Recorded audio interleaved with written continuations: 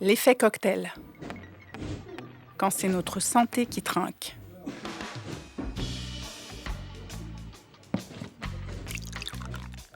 Effet cocktail. Conséquences inattendues résultant de la combinaison de plusieurs substances chimiques entre elles. Bonjour et bienvenue dans le 3e épisode de ce podcast consacré aux effets de l'industrialisation sur la santé et l'environnement. Aujourd'hui, au comptoir avec Giovanni Prete et Jean-Noël Jouzel, on discute de l'industriel. On va parler seuil maximal d'exposition, marchand de doute, et attention, c'est toujours pas de la mixologie, mais on parlera d'agnotologie.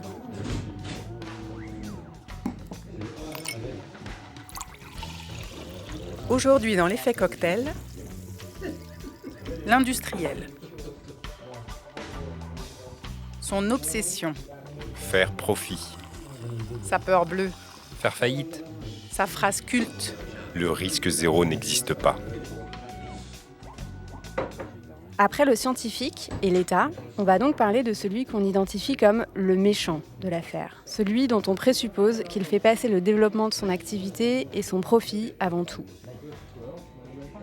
L'industrie de la chimie rend énormément de services qui sont devenus complètement centraux dans notre vie courante. C'est nos médicaments, nos poêles anti-adhésives, nos vêtements imperméables. Et elle fournit souvent les substances et matières de base à d'autres industries, elles aussi complètement centrales. Le secteur de l'énergie, du BTP, de l'agriculture.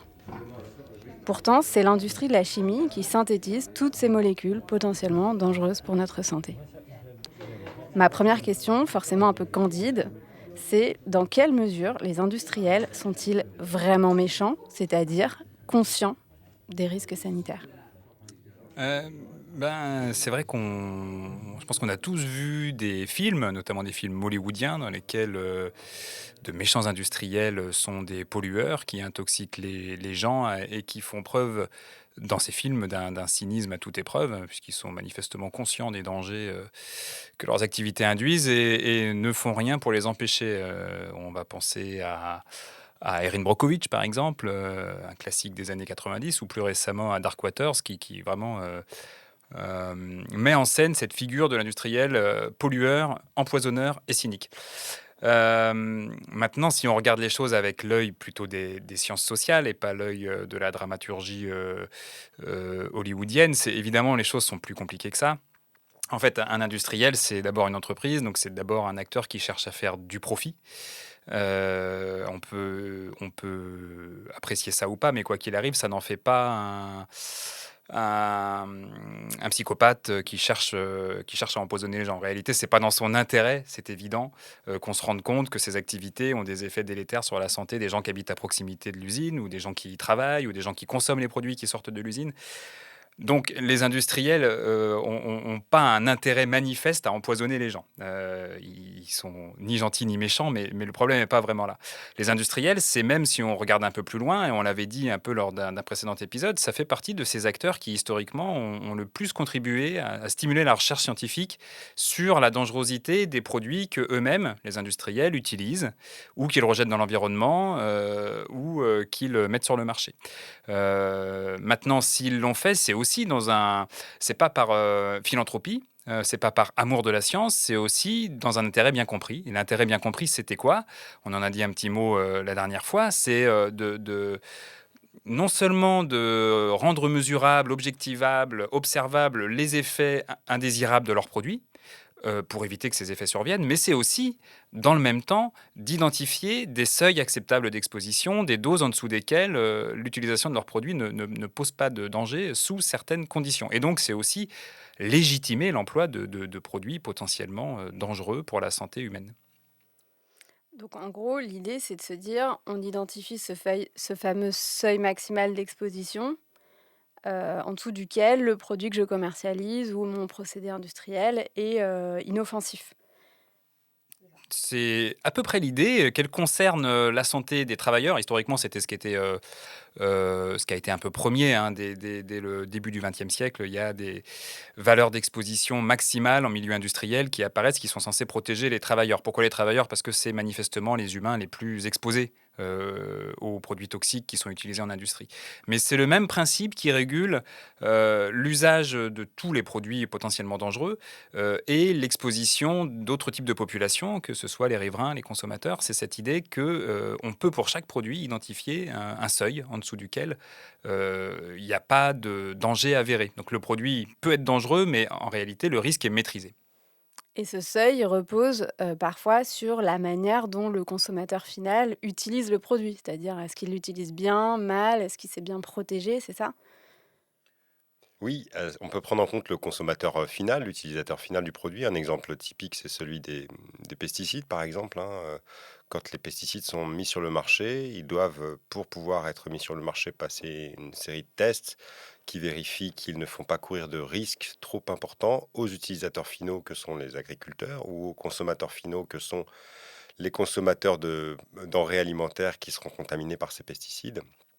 Et on va faire l'hypothèse que ce risque est inférieur à un certain niveau, moyennant des mesures de protection adoptées par ces consommateurs, qui peuvent être pour les consommateurs de produits de fruits et légumes, le fait qu'ils lavent, par exemple, leurs fruits et légumes, ou pour les utilisateurs professionnels de pesticides, le fait qu'ils se protègent, qu'ils mettent des gants. Voilà. Donc il y a des postulats qui sont faits sur les comportements individuels des utilisateurs, des travailleurs, qui sont, et ça, il y a pas mal de travaux qui le montrent, souvent des postulats qui sont pas très conservateurs. C'est-à-dire qu'en fait, que c'est des postulats qui tendent à sous-évaluer le risque par rapport à la réalité des pratiques. Et donc ça, c'est le genre de truc qu'on retrouve écrit sur une étiquette ou un emballage en disant, enfin voilà, bien laver avant, de consommer ou, sur, un produit, industriel, enfin un pesticide par exemple, à utiliser avec des gants de protection, ce genre de choses, c'est ça? Donc c'est un peu charge au consommateur de bien lire, la consigne, quoi. De bien lire la consigne pour savoir comment utiliser le produit, pour savoir aussi, par exemple, comment se défaire du produit, hein. Le consommateur final est très souvent, par exemple, responsable des déchets qui sont liés à sa consommation de produits chimiques, de produits industriels, de produits plastiques. Or, on sait bien que les pratiques de gestion des déchets ne sont pas adaptées dans la plupart des cas, du fait que les consommateurs sont mis dans des situations, dans des environnements qui ne permettent pas de suivre les consignes idéales de gestion des déchets qui sont prévues idéalement dans un processus industriel et de vente idéalisé, en fait, plus que idéal. Mmh. OK, donc, en dehors de ces efforts, qui sont faits pour, identifier les bonnes pratiques ou les conditions, les précautions avec lesquelles, l'usage du produit reste possible et donc sa commercialisation reste possible. On sait qu'il y a, et même si on ne va pas entrer dans les scénarios hollywoodiens que mentionnait, Jean-Noël, mais, il y a, des pratiques beaucoup plus offensives, beaucoup plus cyniques même, qui ont été, mises au jour, heu, voilà et qui sont portées par, la figure de celui qu'on appelle souvent le lobbyiste. Les travaux de sciences sociales, évidemment, sont loin de montrer, de dresser un tableau idyllique de l'industriel, qui serait un simple contributeur plein de bonne volonté à la production de connaissances sur la dangerosité des produits qu'il utilise ou qu'il rejette dans l'environnement. En réalité, il y a beaucoup de travaux de sciences sociales qui documentent des pratiques qui sont le fait d'industriels et qui visent à minima minimiser, euphémiser, cacher, voire franchement masquer, la dangerosité des produits qu'ils utilisent et à ce que les données, disponibles, soient pas connues ou à ce que des données ne soient pas produites sur ces dangers. Quelque chose qu'on a spontanément en tête quand on essaye de se représenter comment des industriels peuvent, contribuer à masquer la dangerosité des produits qu'ils utilisent, c'est la figure du lobbyiste. C'est-à-dire de cet acteur qui peut être directement payé par l'industrie, mais qui peut être aussi dans un cabinet de lobbying ou de conseil qui va recevoir des subsides de la part d'une industrie et qui est chargé d'influencer la décision politique, en fait, hein, et donc de peser sur des acteurs qui sont en position de prendre des décisions qui vont s'avérer contraignantes pour l'industriel. Que ce soit des parlementaires, que ce soit des ministres ou des conseillers ministériels. Le lobbying, évidemment, c'est pas une pure vue de l'esprit, c'est pas les scénaristes d'Hollywood qui l'ont inventé, c'est des pratiques qui existent. On peut en prendre des exemples fameux, mais par exemple, on se souvient peut-être des ces conflits qui ont entouré et qui continuent d'entourer depuis 10 ans maintenant la question de la cancérogénicité probable ou non du glyphosate. Le glyphosate, c'est un pesticide, c'est un herbicide, et c'est la substance active qui est utilisée dans l'herbicide qui est de loin le plus vendu dans le monde, qui s'appelle le Roundup, qui a été mis au point par la société Monsanto qui aujourd'hui a été rachetée par Bayer. Depuis 10 ans, il y a des conflits lourds autour de est-ce que le glyphosate est probablement cancérogène ou ne l'est pas. Et évidemment, l'intérêt de l'industriel, l'intérêt de Monsanto, puis de Bayer-Monsanto, ça a été de convaincre des acteurs qui décident du destin des pesticides ou qui évaluent les risques des pesticides que le glyphosate n'était pas cancérogène. Et en fait, comment Monsanto l'a fait? Une des manières dont Monsanto a essayé de le faire, en fait, c'était de prendre des contacts très réguliers par l'intermédiaire de ces toxicologues lobbyistes avec des gens qui, au sein des agences, dont on a parlé la dernière fois, sont en charge d'évaluer les risques des pesticides. Et les procès qui ont eu lieu aux États-Unis autour des dangers du glyphosate contre Monsanto ont mis en évidence que ces pratiques sont très très concrètes et que se traduisent par des mails, des échanges de courriers, dans lesquels l'objectif est clairement de peser sur l'opinion des évaluateurs de risque. Ça, c'est du lobbying. Quand on parle de lobbying, je pense qu'il faut rappeler qu'il y a un lobbying officiel, autorisé, institutionnalisé. À la Commission européenne, il y a des lobbyistes qui sont enregistrés et qui ont le droit d'être là et de rencontrer des décideurs publics. C'est pareil en France. Alors, il y a un premier problème avec ce lobbying officiel, c'est qu'il y a une grande inégalité des rapports de force. C'est-à-dire que les lobbyistes qui travaillent pour les intérêts privés industriels sont beaucoup plus financés que les lobbyistes qui travaillent ce qu'on pourrait appeler pour l'intérêt public, pour les associations environnementales et les représentations citoyennes. Donc ça, c'est quelque part des activités d'influence qui sont des activités officielles, autorisées. Après, il y a toutes les activités d'influence qui ne sont pas visibles, qui ne sont pas renseignées, qui peuvent être légales ou qui peuvent être illégales. Et c'est deux choses très différentes aussi, hein. Du côté des activités légales, il y a tout le travail d'influence non enregistré auprès de parlementaires, de décideurs politiques. Ça peut être des subventions, des invitations au restaurant, des choses comme ça qu'on peut documenter. Mais qui n'est pas facile à voir en fait pour les observateurs et les journalistes, pour lequel, encore une fois, les industriels ont beaucoup plus de pouvoir que les associations, les intérêts citoyens. Et puis, il y a tout ce qui est illégal. Et en fait, ça existe aussi. C'est-à-dire que, comme disait Jean-Noël, Darkwater, ce n'est pas qu'une vue de l'esprit. Nous-mêmes, dans nos propres recherches, on a déjà vu des courriers de menaces d'industriels vis-à-vis de scientifiques. Et c'est quelque chose qui est documenté. Ça peut être des menaces, ça peut être de la falsification. Voilà, il y a aussi des malversations, voire des meurtres, hein. On peut rappeler que quand même aujourd'hui en France, parmi les activistes qui sont le plus touchés par des homicides, il y a des activistes environnementaux, Mhm. par exemple. Mhm.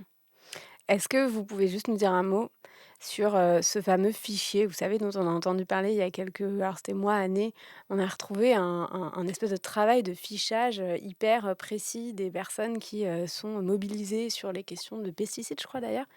C'était quoi déjà cette histoire? C'était, si je ne m'abuse, un fichier élaboré par Monsanto. Ce qu'on peut dire d'abord, c'est qu'on était très déçus, Giovanni et moi, parce qu'on n'y était pas. Ça a été, je pense, notre premier réflexe de nous chercher.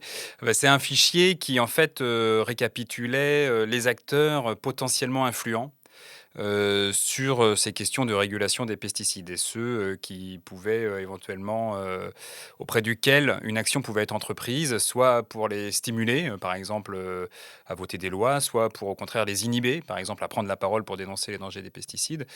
L'usage précis qui était fait de ce fichier, je ne pense pas qu'il soit connu, mais son existence montre bien, en fait c'est un peu évident qu'un industriel comme Monsanto, il a un sens très aigu de ses propres intérêts et de qui peut les favoriser et de qui peut les défavoriser. C'est une Mhm. espèce de cartographie en réalité. Mhm. Donc dans l'arsenal des possibilités, enfin des leviers qui sont à disposition de l'industriel pour avoir de l'influence, il y a ces pratiques d'oppression, voire d'intimidation dont vous venez de parler. Il y a aussi tout ce qui relève de un peu la création du doute. On parle de marchand de doute. Est-ce que vous pouvez nous en dire plus? En fait, là, Giovanni, il a donné un exemple qui montre bien, avec ces cabinets de toxicologie qui évaluent les risques pour les industriels, qu'en fait, il y a Il y a un continuum d'activités possibles que peuvent mener les industriels pour faire en sorte que des produits dangereux restent longtemps sur le marché.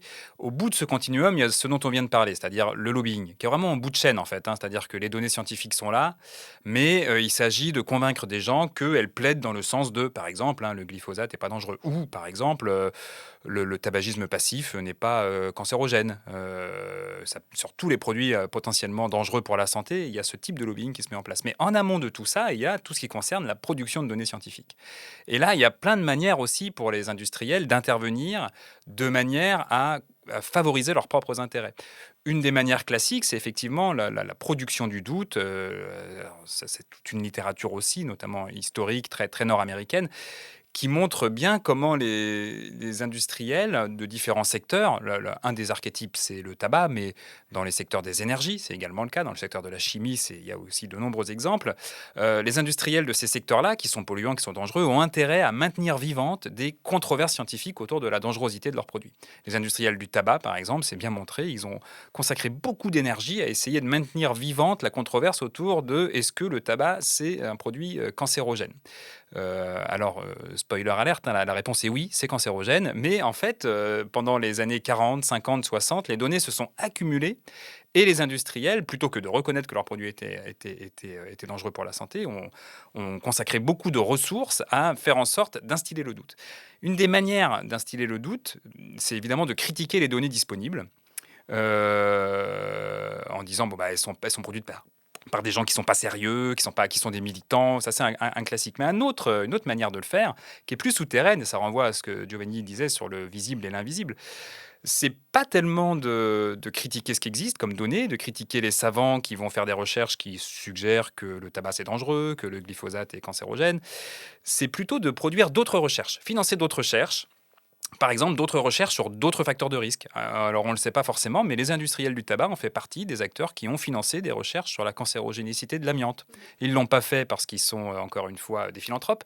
Ils l'ont fait parce que ça permettait d'entretenir le doute autour de l'idée que l'amiante était que le tabac était un cancérogène très puissant. Peut-être c'est cancérogène, mais attention, il y a d'autres facteurs, donc il faut relativiser. Et donc, il ne faut pas prendre de décisions trop hâtives en termes d'interdiction, par exemple pour les mineurs, ou d'augmentation du prix du paquet de cigarettes. Donc c'est pas tant qu'on nie un ensemble de données, c'est qu'on essaye de mettre le projecteur, la lumière du projecteur ailleurs, et de diluer un petit peu quelque part la charge qui pourrait peser sur le tabac comme facteur de risque, quoi. C'est une des stratégies en tout cas. En fait, hein, tout ça, faut le penser comme un ensemble de stratégies qui sont menées en même temps.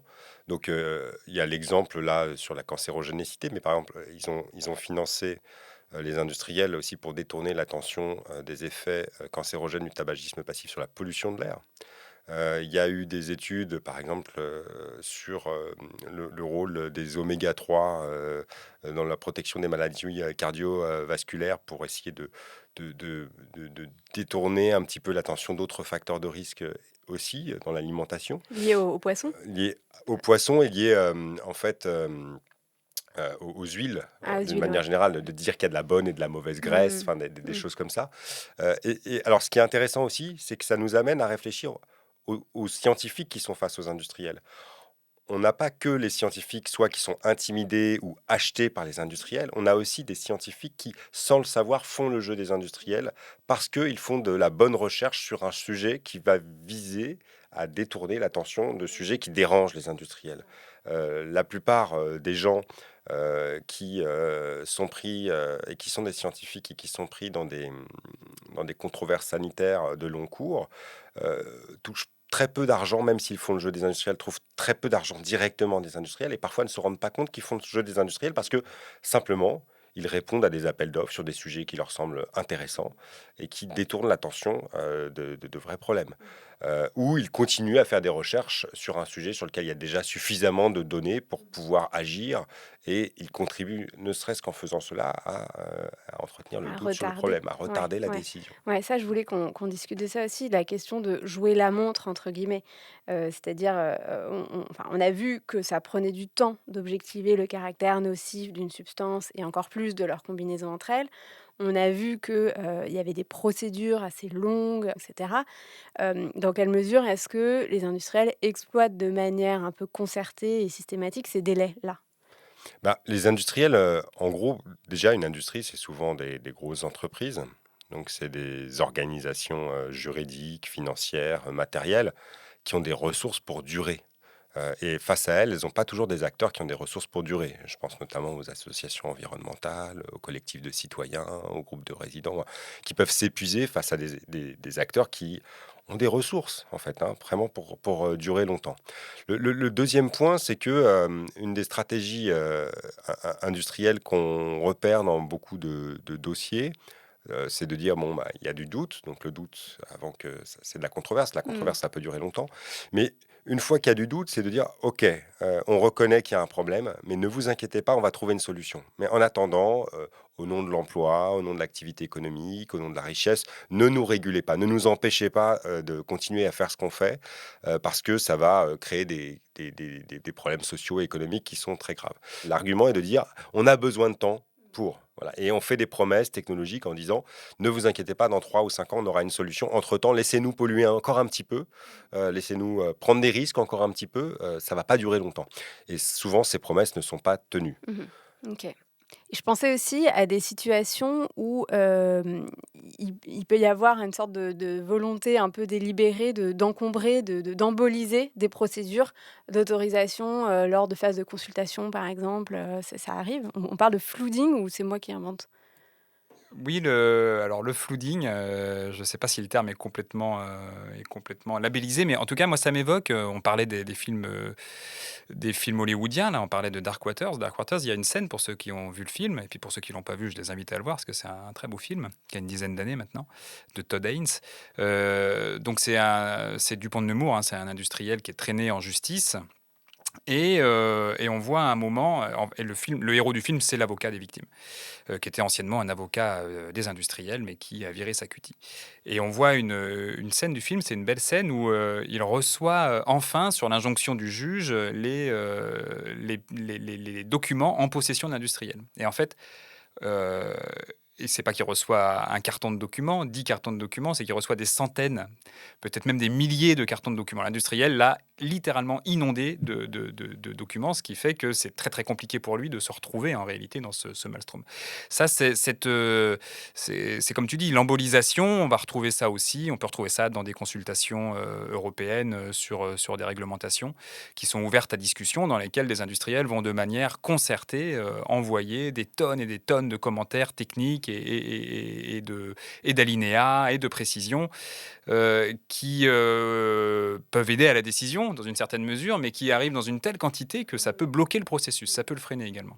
Il y a aussi une stratégie des industriels de jouer le temps parce qu'ils savent qu'il y a des échéances électorales ou des échéances de rotation des personnels administratifs qui sont à leur avantage. En fait, de la même manière qu'ils sont face à des ONG qui ont des durées de vie qui sont souvent plus limitées que leurs propres industries, ils sont aussi face à des pouvoirs publics qui tournent, qui changent.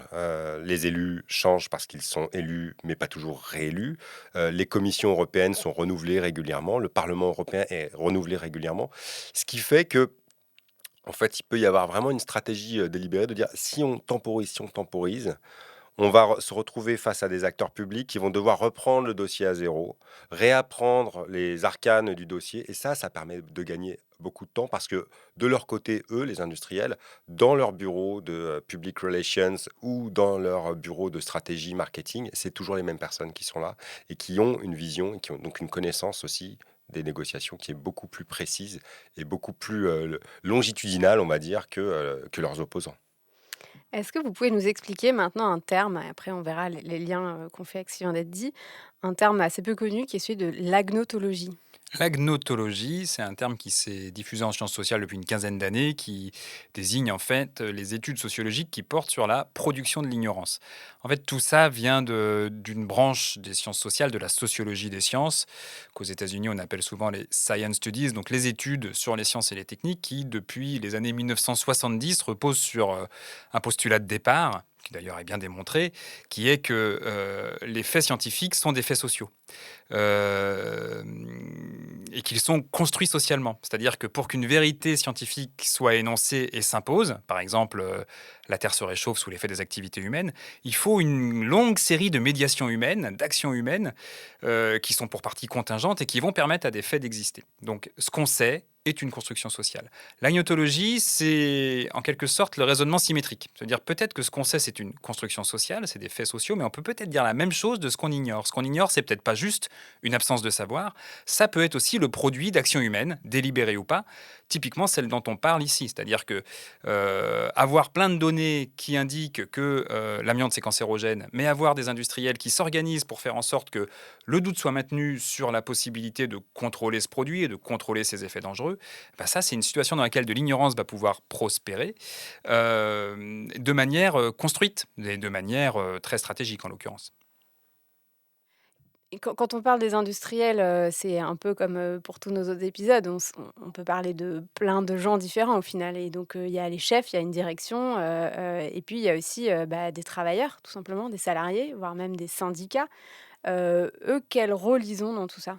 Alors, il y a pas mal de travaux d'historiens sur l'histoire du syndicalisme ou de sociologie aujourd'hui qui s'intéressent au rôle des organisations syndicales sur les questions de santé-travail ou de santé environnementale. Ils montrent que les travailleurs et les syndicats ont un rôle un petit peu ambigu. À la fois, ils ont été à la pointe, les organisations syndicales, par exemple en Europe, en France, mais dans d'autres pays européens, ont été à la pointe de les demandes de meilleure protection des travailleurs et même de meilleure protection de l'environnement. Il y a eu des périodes, au 19e siècle notamment, où certaines organisations syndicales assez révolutionnaires demandaient tout simplement l'interdiction des produits les plus dangereux, de certains produits chimiques les plus dangereux. Le problème des organisations syndicales, et je pense aussi le problème des travailleurs qui sont concernés, c'est que ils défendent à la fois leur santé, la santé éventuellement de leur famille, de leurs voisins, parce qu'ils vivent très souvent à proximité des usines, mais ils défendent leur emploi, leur activité économique, et ils sont pris dans des arbitrages en fait pas aisés pour eux. Et donc ils vont avoir des positions qui peuvent être assez ambiguës, et qui vont être d'autant plus ambiguës que, évidemment, quand on travaille chez Total, quand on travaille chez Monsanto, on va être d'une part, plus, on peut le dire, plus l'entreprise est mise en cause, plus les conditions de travail, les conditions salariales vont être élevées, hein. Il va y avoir des formes d'achat du silence, on va dire. Et puis, elles vont être d'autant plus ambiguës qu'ils sont eux-mêmes exposés à des discours patronaux internes qui peuvent être assez rassurants. Concernant les organisations syndicales, on a des positions qui vont être très différentes selon les secteurs d'activité. On peut avoir même des débats ou des tensions très fortes à l'intérieur des organisations syndicales entre les directions nationales, par exemple, qui peuvent être pour l'interdiction ou la plus stricte régulation de certaines industries, et puis les représentations de branches ou les représentations de syndicats d'usines locales qui, eux, sont beaucoup plus près des enjeux d'emploi et de rémunération, qui donc vont avoir des positions beaucoup plus protectrices. Voilà. Ce qu'on observe en tout cas, c'est que historiquement, les mobilisations de travailleurs, de salariés, de syndicats sont d'autant plus faciles que ces travailleurs sont protégés ou qu'ils sont éloignés de l'emploi. Je prends l'exemple de l'amiante. La parole des travailleurs a commencé à se libérer à mesure que les entreprises qui produisaient de l'amiante ou qui utilisaient de l'amiante fermaient, faisaient faillite ou ne pouvaient plus utiliser de l'amiante. Donc quand on est un travailleur à la retraite, c'est le moment où on peut commencer à parler plus librement, mais il est un peu trop tard. Une autre stratégie, et je rajoute juste ce petit point, de gestion de la contestation éventuelle des travailleurs, de leurs conditions de travail ou de l'impact des activités productives sur la santé environnementale, c'est ce qu'on appelle en sciences sociales l'externalisation du risque, l'externalisation des pollutions. C'est-à-dire que les grosses entreprises vont se séparer des activités les plus polluantes, les faire faire par des sous-traitants qui sont de plus petite taille, qui sont parfois à l'étranger, dans des conditions, dans des contextes administratifs, syndicaux, politiques, où il est beaucoup plus difficile de prendre une voix et de contester les conditions de travail. Ça a été documenté dans le nucléaire par Annie Temomoni, qui a montré comment on externalisait les activités les plus polluantes. C'est vrai aujourd'hui dans la production de plastique, la gestion des déchets. Enfin, il y a tout un ensemble d'activités industrielles polluantes avec des impacts forts sur la santé des travailleurs et sur l'environnement qui sont en fait délocalisés tout simplement dans les pays où c'est moins contrôlé. en Asie, en Afrique. On parle de désindustrialisation, mais c'est aussi ça, la désindustrialisation. C'est pas qu'un problème, ça a été une solution face à des réglementations environnementales et du travail de plus en plus strictes. Merci Giovanni et Jean-Noël, et rendez-vous dans le prochain épisode pour échanger sur le rôle du lanceur d'alerte. Chin chin. Chin chin. Chin chin. Chin chin. Je suis Juliette Rode, et pour m'accompagner dans la production de ce podcast, j'ai pu compter sur l'aide précieuse d'Aude-Émilie Juday pour l'écriture et la réalisation, et de Sandro Enciso pour la prise de son et le montage.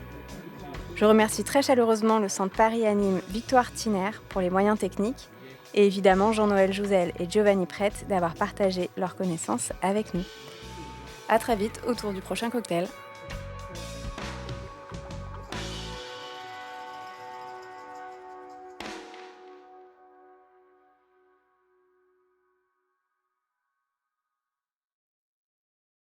On crée un moment dans le débat public, dans la prise de conscience collective, et que derrière, ça déroule et il y a des choses qui se passent, quoi. Et ben on verra au prochain épisode. Merci Giovanni et Jean-Noël. Et rendez-vous dans le prochain épisode pour échanger sur le rôle de l'État. Chin chin. Chin chin. Chin chin. Chin chin. Je suis Juliette Rode, et pour m'accompagner dans la production de ce podcast, j'ai pu compter sur l'aide précieuse d'Aude-Émilie Juday pour l'écriture et la réalisation, et de Sandro Enciso pour la prise de son et le montage. Je remercie très chaleureusement le Centre Paris-Anime Victoire Thiner pour les moyens techniques, et évidemment Jean-Noël Jouzel et Giovanni Prette d'avoir partagé leurs connaissances avec nous. À très vite autour du prochain cocktail.